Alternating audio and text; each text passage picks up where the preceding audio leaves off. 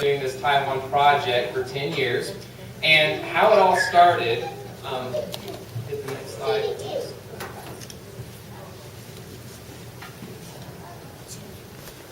Sorry.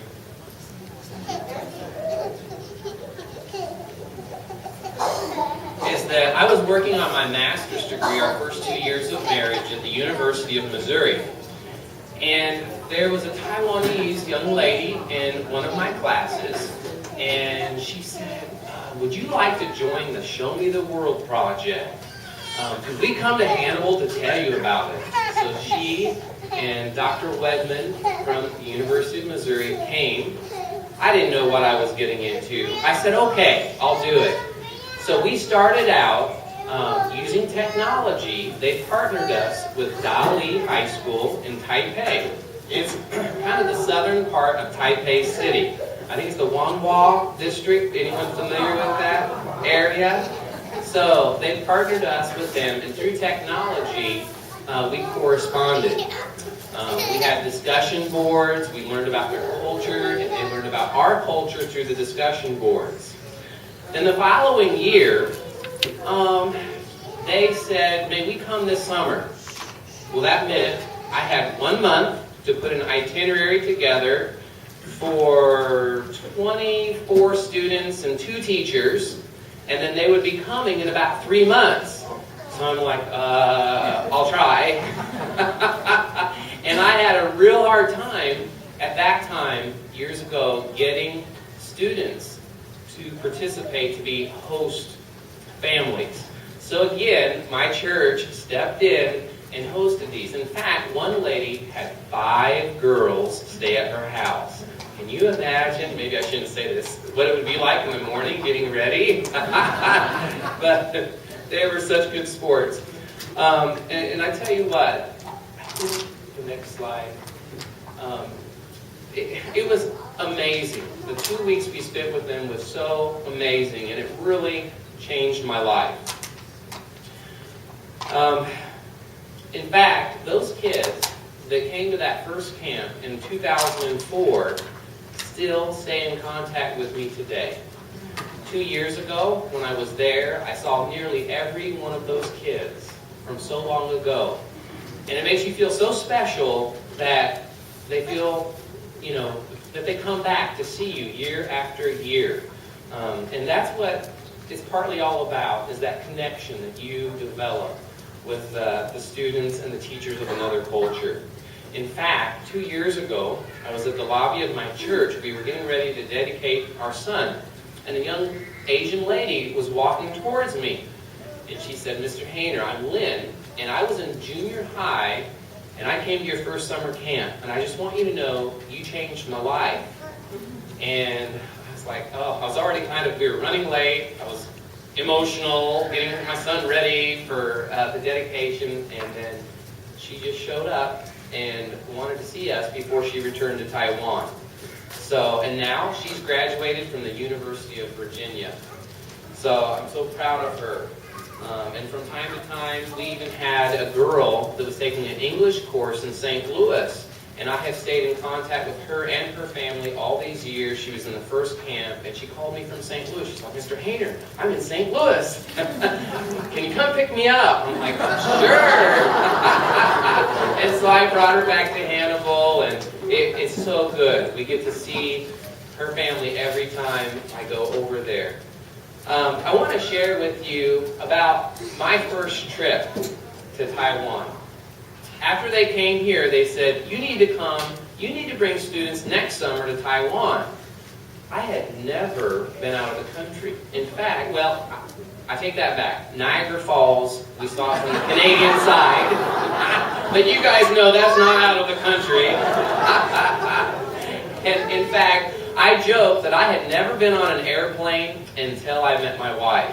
And her father was in the Air Force, so it was nothing for them to hop on a plane.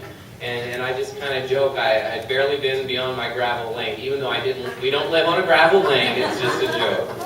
So they wanted me to bring students, and I felt a little bit nervous since I had never left the country, leading a group of 20 Well, it became 12 students that I took.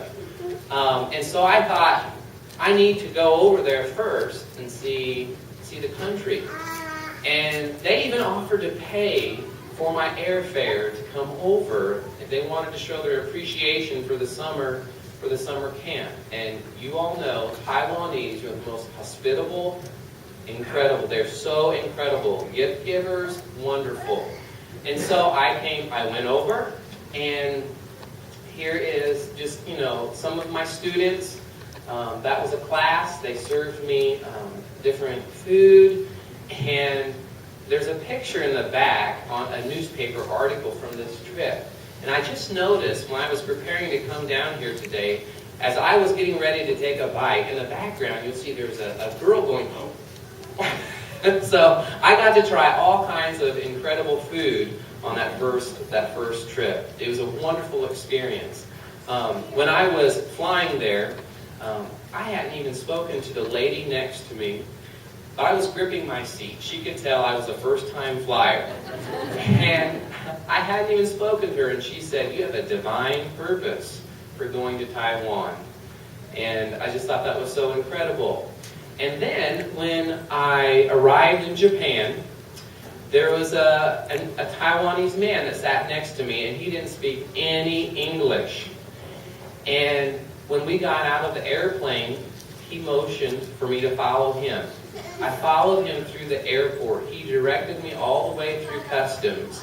And I wanted to thank him again when I got through customs and he disappeared. So I say that my guardian angel is a Taiwanese. So I want to share some slides about our first summer camp. If you'll strike again.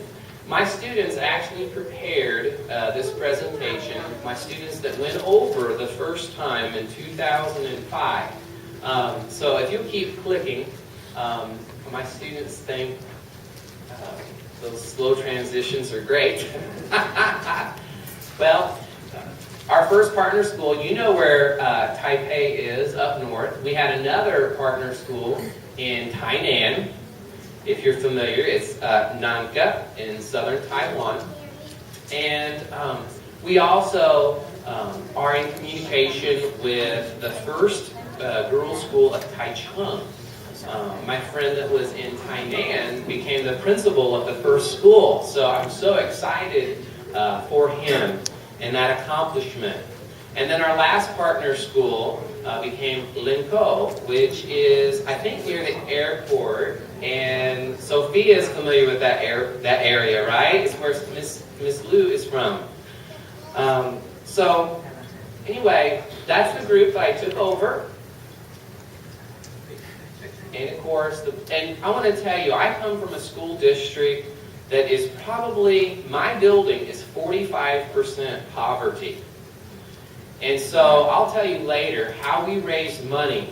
And most of these kids, I would say 3/4 of the kids that I've had would not have been able to do this trip. And so again, that's so meaningful for me that they learn about another culture. So again, it was pretty amazing. The plane ride as the first trip for them as well. Keep going, please.